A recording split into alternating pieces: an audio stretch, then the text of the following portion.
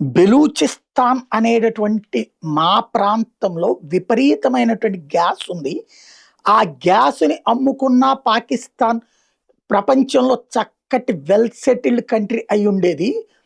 ఆ గ్యాసు అక్కడున్నటువంటి పెట్రోల్ నిల్వల్ని వెలికి తీస్తే అరబ్ దేశాల కంటే నంబర్ 1గా ఎదిగుండేది. బెలూచిస్తాన్ దేశాన్ని 1947లో భారతదేశం నుంచి పాకిస్తాన్ విడిపోయే నాటికి విడిగానే ఉంది.